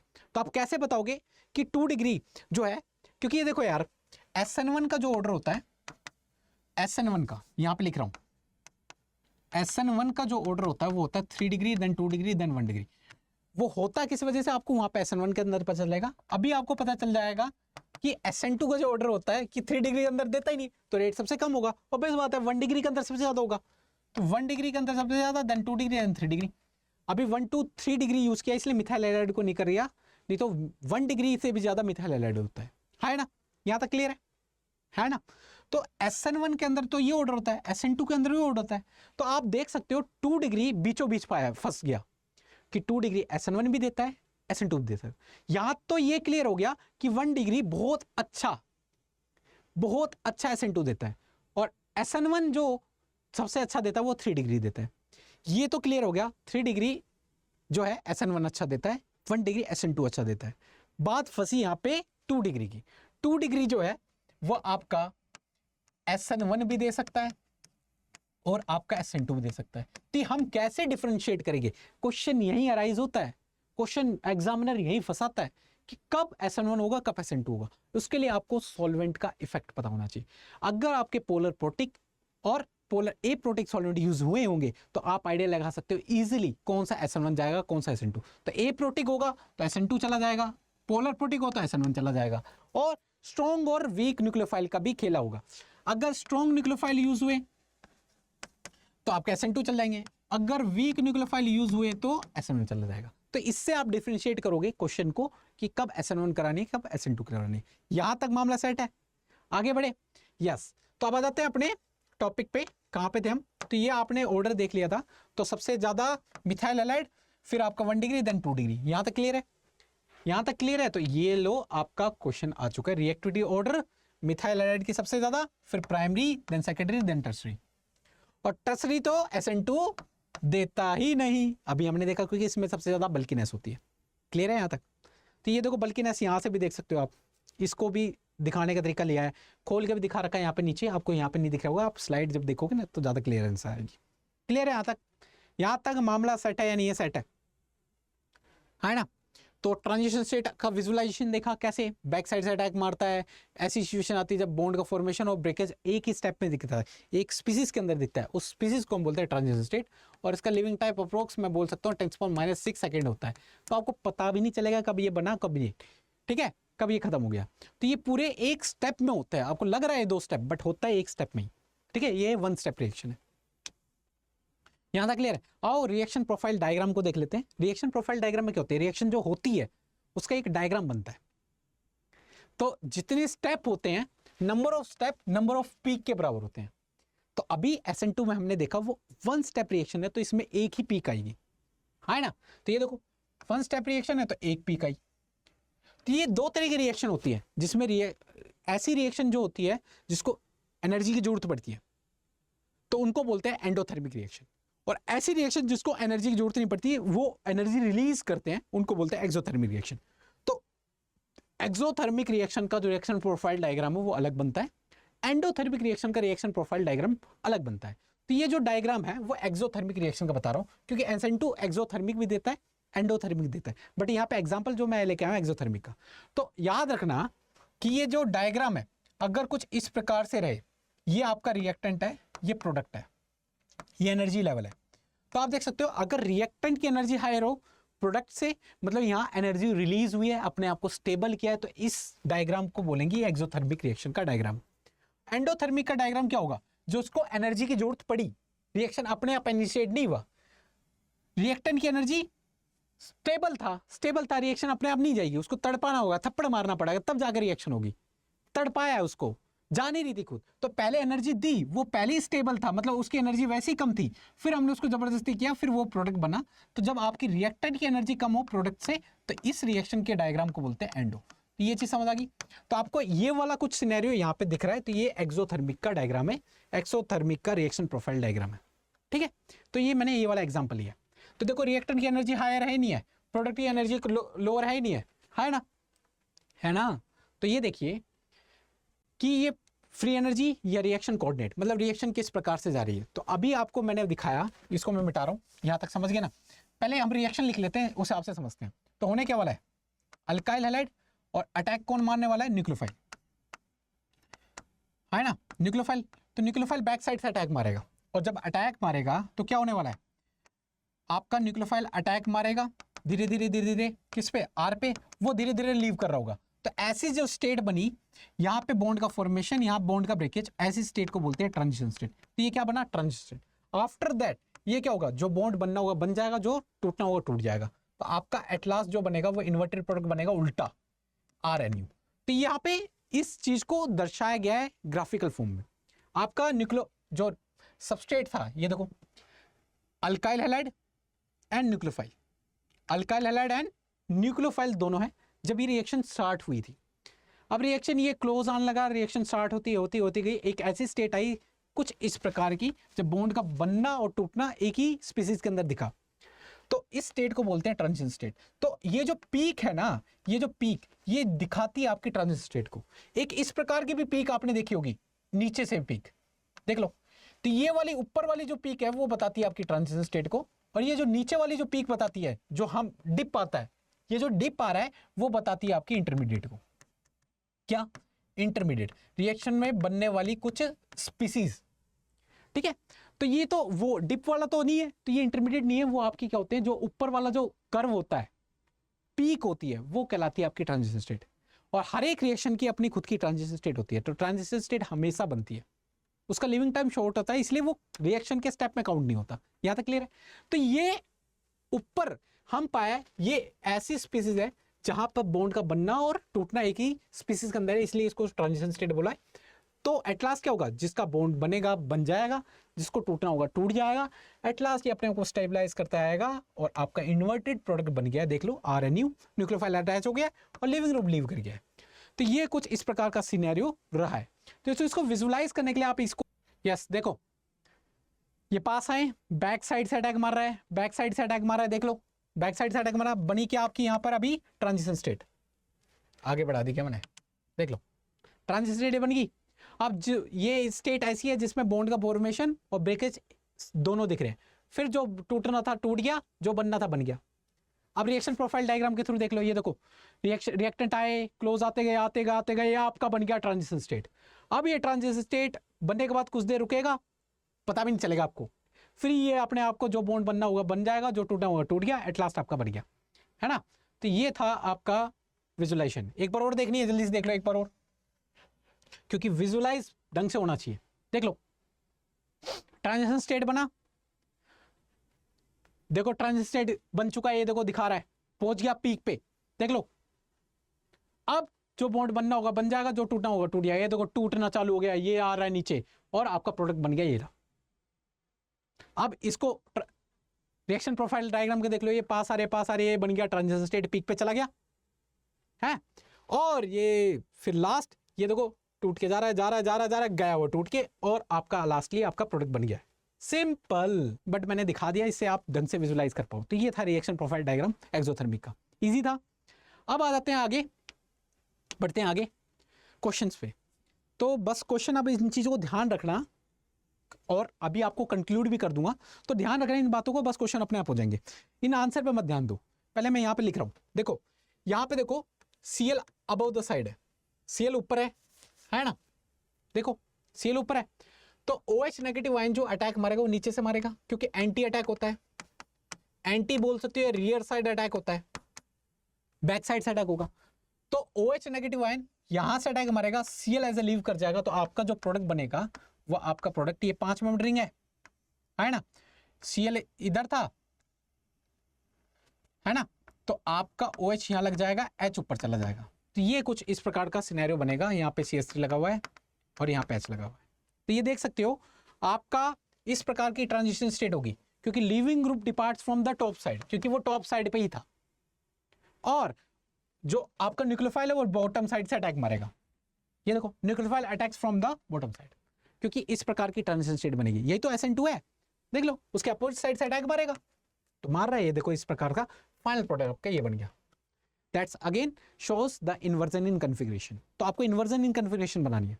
आपका एक क्वेश्चन इस प्रकार से आएगा, वेज डैश प्रोजेक्शन से रिलेटेड। तो वेज डैश प्रोजेक्शन में कैसे क्वेश्चन करोगे, तो आप देखो, ये Br इसके रिस्पेक्ट में, CH3 के रिस्पेक्ट में, ये अबव है ये बिलो है, इसको बोलते हैं ट्रांस। ये आप एक दूसरे के रिस्पेक्ट में क्या है, ट्रांस है। अब जो न्यूक्लियोफाइल आएगा NaI, ये I नेगेटिव आपका न्यूक्लियोफाइल होगा यहाँ पर, और वो जो I नेगेटिव अटैक मारेगा, ये जो डैश पोजीशन है वो बिलो द पोजीशन है, बिलो। अटैक कहां से होगा, अबव से होगा, क्योंकि एंटी अटैक होता है, इन्वर्जन कन्फिग्रेशन करनी है तो उसके अपोजिट अटैक मारना पड़ेगा। अगर वो नीचे है अटैक ऊपर से होगा, है ना, अगर दाएं है अटैक बाएं से होगा, इस प्रकार से। अगर वो अब बिलो है तो अटैक कहां से होगा, अबव से होगा। तो ये देखो अटैक अबव पोजीशन से हो रहा है, अटैक अबव से होगा तो ये अबव, ये देखो बिलो साइड क्या होती है आपकी, dash dash dash dash, attack above से हो रहा है तो वो इस प्रकार से मेंशन होगा। देख लो मेंशन है ही नहीं है, देखो सिंपल। तो ये एक दूसरे के अब आ जाएंगे सिस, तो ट्रांस से आपका सिस बना, इन्वर्जन इन कन्फिगरेशन को दिखा रहा है। तो आप देख लेना, इस प्रकार से क्वेश्चन आएंगे आपके, ये आपके सारे PYQs हैं। तो आ जाते हैं एक इंपॉर्टेंट डाउट जो क्रिएट होता है कि हमने ये तो पढ़ा SN2 के अंदर इन्वर्जन इन कन्फिगरेशन होगा, क्या गारंटी है कि 100% हमेशा इन्वर्जन ही होगा? इस चीज को थोड़ा सा क्लियर करते हैं कि इन्वर्जन में अगर R का S और S का R बनना हमेशा क्या फिक्स है क्या, इस चीज को क्लियर करते हैं। तो पहले R कन्फिगरेशन कैसे है इस चीज को समझते हैं।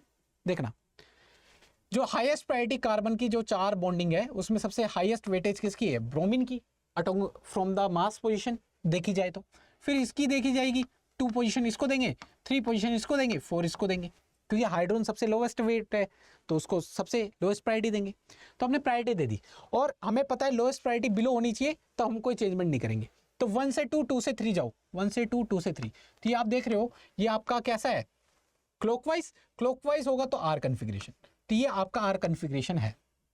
तो इससे ये पता चल गया, इसको मिटा दे रहा हूँ क्लियर दिखे। तो R कन्फिगरेशन ये S कैसे है, क्योंकि हाईएस्ट प्रायोरिटी ग्रुप ये है, दूसरा ये है, और तीसरा ये है, और लास्टली आपका चौथा। यहां पे भी lowest priority group below position पे है, तो अब आ जाओ, कोई चेंजमेंट नहीं करनी। 1 से 2, 2 से 3, तो आपको देखना पड़ रहा है कि एंटी क्लॉकवाइज जा रहा है, तो एंटी क्लॉकवाइज S कन्फिगरेशन होती है। ये लो, तो ये तो आपको ये पता चल गया कि R S है ये। तो इन्वर्जन के लिए आपका R का S होना और S का R होना जरूरी है इन्वर्जन के लिए। क्या हमेशा इन्वर्जन के लिए पॉसिबल है क्या? इस चीज को क्लियर करने के लिए आप समझो, ये जो हाईएस्ट प्रायोरिटी ग्रुप डिस्प्लेस होता है हाईएस्ट प्रायोरिटी ग्रुप से, तब R का S बनना हमेशा प्रूव है, ये बात सच हो जाएगी। अगर जरूरी नहीं है आने वाला जो न्यूक्लियोफाइल है वो हाईएस्ट प्रायोरिटी का हो, लोएस्ट प्रायोरिटी का हुआ तो R का S तो नहीं बनेगा, R का R ही रह जाएगा। तो ये हमेशा कंफर्म ही नहीं है, हमेशा गारंटी नहीं है कि R का S का R ही बनेगा। तो इस चीज को ध्यान रखना कि आने वाला जो न्यूक्लियोफाइल अगर हायर प्रायोरिटी ग्रुप रखता है, वेटेज रखेगा, तो R का S बन जाएगा, S का R बन जाएगा, फिक्स है, कोई दिक्कत नहीं। आने वाला न्यूक्लियोफाइल अगर हायर प्रायोरिटी नहीं रखता है इनका 4 कार्बन के बॉन्ड में से, तो जरूरी नहीं है कि हमेशा इन्वर्जन R का S का R ही हो, होगा तो इन्वर्जन ही, बट जरूरी नहीं R का S का R ही हो। क्लियर है, इस चीज को ध्यान रखना। यहां तक मामला क्लियर है, ये डाउट क्लियर हुआ। आओ एक क्वेश्चन करते हैं। क्वेश्चन के लिए सिंपल है, तो बताओ विच कंपाउंड। इस क्वेश्चन करने के लिए मैं आपको वो देता हूं, क्या बोलते हैं, टाइमर देता हूं। आपके पास 20 सेकेंड है, जल्दी से कर दो, जल्दी से कर दो। स्टार्ट कर दिया मैंने टाइमर, 20 सेकेंड है, जल्दी देखते हैं क्या करते हो। क्वेश्चन क्या कह रहा है, which compound in each pair undergo a faster SN2 reaction. तो आपको बताना है कौन सी रिएक्शन फास्टर होगी। एक तो ये वाला पेयर है, मैं अलग डिफरेंशिएट कर देता हूं, कई तो कंफ्यूज हो रहे होंगे। ये क्वेश्चन अलग है, वो क्वेश्चन अलग है। तो मैं 40 सेकंड दे रहा हूं दोनों क्वेश्चन के लिए, 20 हो चुके हैं, जल्दी बता दो।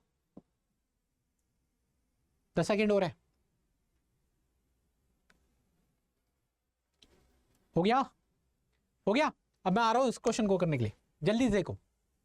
आप देखो इन दोनों पेयर में से बताना है कि कौन सा फास्टर SN2 दे रहा है। तो अभी मैंने बताया सबस्ट्रेट है, ये क्या है आपका, सबस्ट्रेट है, मतलब जो रिएक्शन में पार्टिसिपेट कर रहा है, न्यूक्लियोफाइल अटैक मारेगा इनके ऊपर, है ना। तो आपको पता है रेट जो है सबस्ट्रेट मतलब अल्काइल हैलाइड जिसको सबस्ट्रेट बोल रहे हैं, और न्यूक्लियोफाइल दोनों की कंसंट्रेशन पे डिपेंड कर रहा है, इसलिए इसको SN2 बोला गया। तो इस पे डिपेंड कर रहा है, कैसे डिपेंड कर रहा है, अभी जैसा कि मैंने आपको दिखाया, देख लो एक बार वापस देख लो। SN2 का जो रेट होता है 1 डिग्री सबसे ज्यादा देते हैं, 2 डिग्री देन 3 डिग्री। इसी पे बेसिस पे हम इस क्वेश्चन का आंसर कर देंगे इजीली। तो हमें पता है SN2 का ऑर्डर जो होता है वो होता है 1 डिग्री सबसे अच्छा देता है, देन 2 डिग्री देन 3 डिग्री। बस इतना आ गया तो आप कर दोगे तुम। तो आओ, आ जाओ भाई साहब, ये लो। तो इन दोनों में से बताओ कौन अच्छा SN2 देगा, कौन फास्टर SN2 देगा, क्योंकि फास्टर SN2 पूछा है। तो ये क्वेश्चन देखो, ये जो कार्बन है और ये जो कार्बन है, तो ये चेक करना है कौन सा प्राइमरी, कौन सा सेकेंडरी, कौन सा टर्शियरी। तो ये कार्बन लगातार कितने कार्बन से कनेक्टेड है, एक ही कार्बन से कनेक्टेड है। तो ये बन गया आपका 1 डिग्री। और ये वाला जो कार्बन है वो लगातार 2 कार्बन से कनेक्टेड होने की वजह से ये बन जाएगा पर 2 डिग्री। तो SN2 का ऑर्डर जो होता है वो 1 डिग्री अच्छा देता है, देन 2 डिग्री, देन 3 डिग्री। तो कौन जीता है इनमें से, ऑर्डर हो जाएगा ये क्वेश्चन आपका PYQ है। इस प्रकार के क्वेश्चन आते हैं तो आपको डिफरेंशिएट करना पड़ेगा ऑन द बेसिस ऑफ क्या चीज, 1 डिग्री, 2 डिग्री एंड 3 डिग्री। उसके बेसिस पर आप डायरेक्ट क्वेश्चन कर दोगे। सिमिलरली ये वाला क्वेश्चन है, ये जो कार्बन है जिससे हैलोजन अटैच्ड है वो लगातार 2 कार्बन कनेक्टेड होने की वजह से ये बन जाता है आपका 2 डिग्री। और ये वाला जो कार्बन है जिससे हैलोजन डायरेक्टली कनेक्टेड है उससे लगातार 3 कार्बन कनेक्ट होने की वजह से ये बन जाता है आपका 3 डिग्री, है ना। तो अब बताओ किसकी फास्टर SN2 देगा। ऑब्वियस बात है 3 डिग्री तो SN2 देता ही नहीं, तो ऑब्वियस बात है कौन जीता, 2 डिग्री वाला। इजी है ना क्वेश्चन। आओ आगे बढ़ते हैं। Factor affecting rate of SN2 reaction में देख लेते हैं। सबसे पहला फैक्टर जो कि हम देख चुके हैं, इफेक्ट ऑफ सबस्ट्रेट। तो हमें देखा है कि जो जितना ज्यादा बल्कि, पहले मैं इसको साफ करता हूं कि आपको दिक्कतें ना आए। तो जो जितना ज्यादा बल्कि उसमें एंटी अटैक होना उतना ही दिक्कत दे जाएगा। इसीलिए जो 3 डिग्री वाला है उसमें वो कभी SN2 देता ही नहीं। 1 डिग्री बहुत अच्छा देता है, 1 डिग्री से भी ज्यादा अच्छा देता है मिथाइल हैलाइड। तो ऑर्डर ही हो जाएगा methyl halide 1 degree, then 2 degree, then 3 degree, जो मैंने यहां लिख दे रहा हूं। SN2 को ऑर्डर समझा चुका हूं ना। SN2 का रिएक्टिविटी ऑर्डर क्या होता है, 1 degree, then 2 degree, then 3 degree. तो ये हो जाएगा SN2 का रेट का ऑर्डर। यहां पे मैंने हाईलाइट कर दिया है, इनको ध्यान रखना, ठीक है। अब आ जाते हैं, आगे बढ़ते हैं। दूसरा फैक्टर क्या है जो डिपेंड कर रहा है। तो जैसा कि अभी आपने देखा जो रेट है वो अल्काइल हैलाइड है ना, और दूसरा किस पे डिपेंड कर रहा है, न्यूक्लियोफाइल। दोनों की कंसंट्रेशन पे डिपेंड कर रहा है। तो अभी आपने देख लिया पहला फैक्टर कि सबस्ट्रेट की अल्काइल हैलाइड के ऊपर कैसे रेट डिपेंड कर रहा है, तो ऑर्डर ही आया। दूसरा जो फैक्टर है वो कौन से पे डिपेंड करेगा, आपका न्यूक्लियोफाइल। तो जो जितनी जल्दी फास्टर अटैक मार देगा वो उतना अच्छा rate reaction of reaction fast हो जाएगी, है ना। तो स्ट्रॉन्ग न्यूक्लियोफाइल जितना ज्यादा होगा उतनी फास्टर रिएक्शन जाएगी। जैसे OCH3 OCH3OH में सिर्फ H को मैंने प्रोटोनेट कर दिया। तो OCH3 क्या है, इस CH3OH से भी स्ट्रॉन्ग न्यूक्लियोफाइल है, और स्ट्रॉन्ग न्यूक्लियोफाइल है वो आएगा, आई को भगा देगा, ये रिएक्शन हो जाएगी रैपिड, बहुत ही ज्यादा फास्ट हो जाएगी, और आपका SN2 रिएक्शन डन होके आपका इथर बन जाएगा। ROR इथर ही होता है। मिथनॉल के केस में ये रिएक्शन वेरी स्लो हो जाती है, क्योंकि ये जो रिएक्शन होती है ये इतना ज्यादा वीक न्यूक्लियोफाइल होता है, क्योंकि ये जो होता है SN1 में यूज होता है, ठीक है। तो ये वीक न्यूक्लियोफाइल है, ये स्ट्रॉन्ग न्यूक्लियोफाइल है। और आपके लिए एग्जाम के लिए मैंने इतना कर दिया है, ये इंपॉर्टेंट है, इस सीरीज को याद कर लो। इससे आप जज कर पाओगे कौन से रिएक्शन में कौन सा न्यूक्लियोफाइल फास्टर है, क्योंकि क्वेश्चन इस प्रकार से देगा, आपसे बोलेगा ये एक रिएक्शन है, ये एक रिएक्शन है, बताओ कौन सा फास्टर रिएक्शन है as in the comparison of SN2। तो आप कैसे बताओगे, ऑन द बेसिस ऑफ जज करोगे, क्योंकि सबस्ट्रेट तो फिक्स है, बस डिपेंड किस पे कर रहा है, न्यूक्लियोफाइल की कंडीशन पे। तो आपको न्यूक्लियोफाइल का ऑर्डर पता होगा तो आप इजिली जज कर सकते हैं कौन सी रिएक्शन फास्टर चलेगी। तो आप बस इस चीज को याद कर लेना और काम हो जाएगा। यही क्वेश्चन आपके क्या बन जाते हैं, आपके असर्शन रीजनिंग और केस बेस्ड स्टडी और आपके स्टेटमेंट क्वेश्चन में भी पूछ सकता है, कि बोल देगा कि भाई मैं OCH3 एक न्यूक्लियोफाइल ले रहा हूं और CH3OH एक न्यूक्लियोफाइल ले रहा हूं, बताओ किस में फास्टर SN2 होगी, और उसका रीजन से रिलेटेड क्वेश्चन पूछ सकता है। तो आप हर एक एंड से रेडी रहना, इस चीज को याद कर लो, ठीक है। एंड आगे बढ़ते हैं। दूसरा किस पे डिपेंड कर रहा है, अभी जैसा कि मैंने बताया जो SN2 रिएक्शन है उसमें यूज हो रहा है आपका एप्रोटिक सॉल्वेंट। एप्रोटिक मतलब ऐसे हाइड्रोजन जो मोर इलेक्ट्रोनेगेटिव आइटम से कनेक्टेड नहीं है, वो एसिडिक नहीं है, वो सिर्फ किसको सॉल्वेट करते हैं, कैटायन को सॉल्वेट करते हैं। आपने पढ़ रखा है नहीं पढ़ रखा, दिखाया नहीं दिखाया, ये देखो देख लो एक बार वापस कि कहाँ पढ़ाया था आपको, जल्दी जल्दी जल्दी कहाँ पढ़ाया था। ये रहा आपका एप्रोटिक सॉल्वेंट, ये रहा, तो आपको दिखाया था ना, कहाँ गया, यही है। तो कौन कौन से एप्रोटिक सॉल्वेंट है, ये सारे के सारे आपके एप्रोटिक सॉल्वेंट है। तो यही तो स्लाइड है, इसको रिपीट किया मैंने, देख लो यही है, क्लियर है। तो एप्रोटिक सॉल्वेंट होने की वजह से ये क्या करेगा, एसिडिक प्रोटोन नहीं होंगे तो अनायन को सॉल्वेट नहीं करेंगे, सिर्फ कैटायन को ही सॉल्वेट करते हैं, वहां पे लिख रखा है मैंने, ठीक है। कौन कौन से होते हैं एप्रोटिक सॉल्वेंट, ये सारे याद कर लो। ये अभी तक नहीं पूछा गया है या अभी तक मोस्ट कॉमन नहीं आया हुआ है, जो ज्यादा कॉमनली है ये है। इनकी फुल फॉर्म शॉर्ट फॉर्म सब याद कर लेना, क्योंकि कोई भी किसी तरीके से पूछ सकता है, और इसको भी ध्यान रखना, ठीक है। आगे बढ़ते हैं, ये सारे आपके एप्रोटिक सॉल्वेंट है। आगे तीसरा फैक्टर आता है आपका लिविंग ग्रुप, कि भाई देखो जो आपका रेट है, बार बार यूज कर रहा हूं, आपको ध्यान रखना चाहिए कि आपका अल्काइल हैलाइड और न्यूक्लियोफाइल दोनों की कंडीशन पे डिपेंड कर रहा है नहीं कर रहा। तो ये अल्काइल हैलाइड, क्योंकि भाई देखो अल्काइल हैलाइड के बैक साइड से आपका न्यूक्लियोफाइल अटैक मार रहा है ना, अटैक मार रहा है नहीं मार रहा, मार रहा है। तो ये जितनी जल्दी, मतलब ये जब होता क्या है, एक्स धीरे धीरे निकल रहा होता है, पीछे से अटैक लगना चालू हो जाता है, तो ये एक टाइम आएगा, इसके निकलने पे भी डिपेंड करेगी आपकी रेट। ये जितनी जल्दी भाग जाएगा उतनी स्पीड ऑफ रिएक्शन हो जाएगी फास्ट, है ना। तो लिविंग ग्रुप टेंडेंसी पे भी मैटर कर रही है। तो जो जितना बड़ा होता है वो इजीली लीव कर जाता है, छोटे बंदे इतनी इजीली लीव नहीं करते, वो अटैक जल्दी मार देते हैं। तो लिविंग ग्रुप टेंडेंसी आयोडीन की सबसे ज्यादा है as compare to bromine, then chlorine, then fluorine. तो आयोडीन के केस में इसके ऊपर क्वेश्चन आए हुए हैं, इसके ऊपर आपके भाई साहब क्वेश्चन आए हुए हैं, तो याद रखना इस चीज को, ठीक है। ये ऑर्डर याद रखना है, इसके ऊपर अभी क्वेश्चन मैं कराता हूं, डायरेक्ट पीवाईक्यू है आपका, तो इस चीज को ध्यान रखना।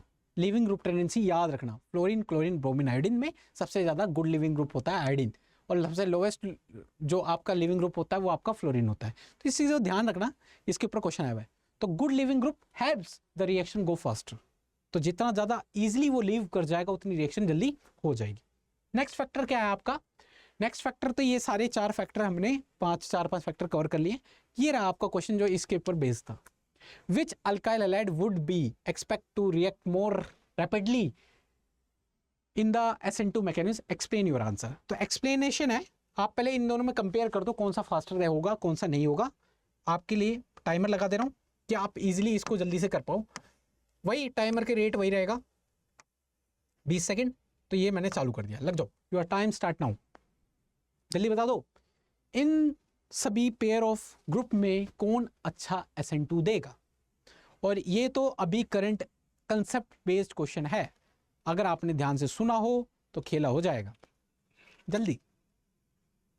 हाँ अब ठीक है,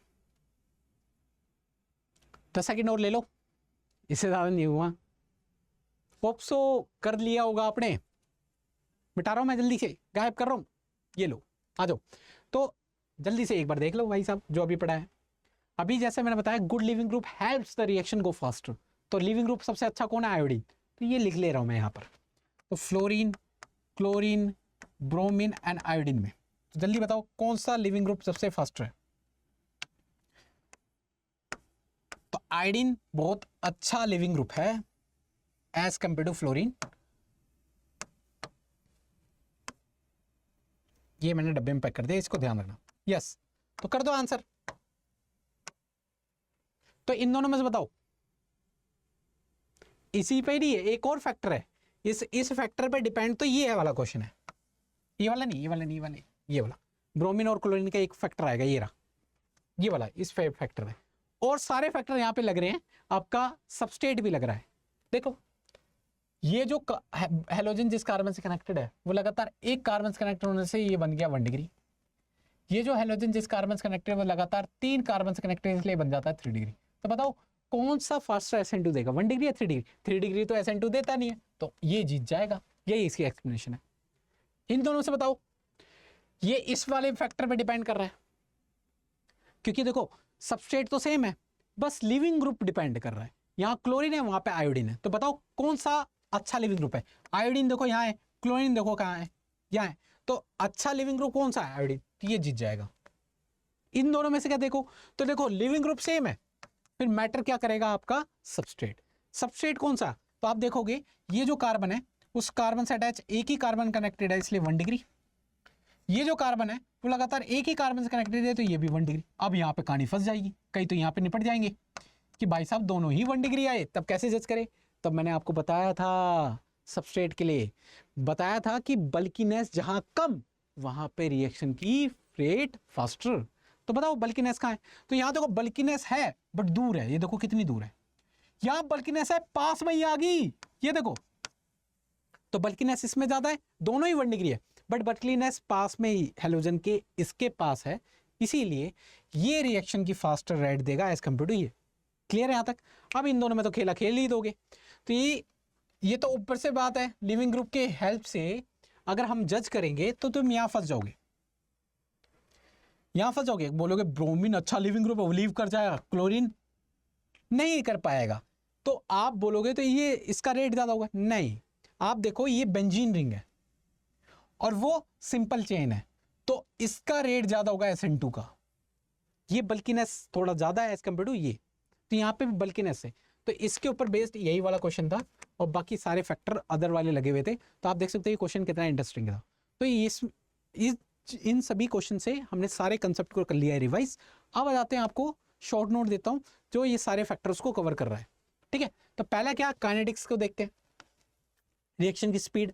काइनेटिक्स देखें, ये सेकेंड ऑर्डर काइनेटिक्स से फॉलो करता है क्योंकि अल्काइल हैलाइड के ऑर्डर पे भी डिपेंड कर रहा है और न्यूक्लियोफाइल, तो दोनों को जब ऐड करेंगे आएगा ऑर्डर 2। तो ये second order kinetics, chemical kinetics के अकॉर्डिंग इसको हम बोलेंगे सेकंड ऑर्डर काइनेटिक्स। ये वर्ड भी इंपॉर्टेंट है, एग्जामिनर यूज करता है, तो अब याद रखना SN2 को सेकंड ऑर्डर काइनेटिक्स भी बोलते हैं। ठीक है, क्योंकि 2 होता है, ऑर्डर 2 होने की वजह से इसे सेकंड ऑर्डर काइनेटिक्स बोलते हैं।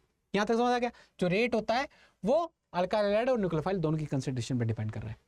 1 स्टेप रिएक्शन है, ये इंपॉर्टेंट है। बैक साइड से अटैक होता है जिसको बोलते हैं रियर साइड अटैक। यहाँ पे ये वर्ड भी लिख दे रहा हूँ, ध्यान रखना इस चीज को।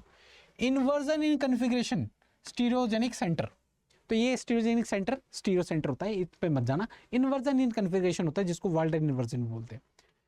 Unhindered halide react faster, obvious बात है, जहां भीड़ भाड़ कम हुई वहां पे रिएक्शन जल्दी हो जाएगी। ऐसा सबस्ट्रेट होगा जिसके अंदर भीड़ कम, उसकी रिएक्शन ज्यादा, जिसमें भीड़ ज्यादा उसकी रिएक्शन कम, क्योंकि रेट उस पर डिपेंड करता है भीड़ भाड़ पे। ठीक है, रेट का ऑर्डर क्या हो जाता है? मिथाइल हैलाइड सबसे ज्यादा, then 1 degree, then 2 degree, then 3 degree, सब पढ़ लिया है। And strong nucleophile favours SN2, जितना ज्यादा स्ट्रॉन्ग न्यूक्लियोफाइल उतना ज्यादा faster rate of reaction, particularly soft nucleophile. अब सॉफ्ट न्यूक्लियोफाइल क्या होता है आगे जाके हम डिटेल में देख लेंगे, बट ध्यान रखना ये वर्ड यूज ले लेना, याद रख लेना, क्योंकि एग्जामिनर पूछेगा। वाल्डर इन्वर्जन टेक प्लेस, जो कि इन्वर्जन कन्फिग्रेशन है, फेवर्ड इन ए पोलर ए प्रोटिक सॉल्वेंट। ठीक है, पोलर ए प्रोटिक सॉल्वेंट पे ही फेवर होता है SN2। और लास्टली गुड लिविंग ग्रुप की रिक्वायर्ड है। एक क्वेश्चन है ये जल्दी से कर दो, लिविंग ग्रुप टेंडेंसी ये होती है, आयोडीन सबसे अच्छा लिविंग ग्रुप है, तो बताओ ब्रोमीन और आयोडीन में सबसे अच्छा लिविंग कौन है? आयोडीन। तो रिएक्शन की रेट आयोडीन की ज्यादा होगी। तो ये था आपका शॉर्ट नोट्स जो यहाँ पे मैंने मेंशन कर दिया है ना। सारे कंसेप्ट इस पर्टिकुलर स्लाइड के अंदर मेंशन हो गए, तो आपको सिर्फ यही रिवाइज करना है। And lastly thank you for your time, क्योंकि हमने सारा टॉपिक डिटेल में डेप्थ में देख लिया है, तो इजी है सब कुछ। बस इनको एक बार इस स्लाइड को रिवाइज कर लेना, सब कुछ इसमें मेंशन है, बस इसको पढ़ लो, काम खत्म। सारे क्वेश्चन हमने पर्टिकुलरली रिवाइज कर चुके हैं, है ना। और कोई डाउट होगा तो आप मेरे को कमेंट सेक्शन में बता देना, सारी चीज़ें को क्वेरीज देख लेंगे, कुछ और पर्टिकुलर सेशन रखना होगा तो रख लेंगे। And at last thank you for your time.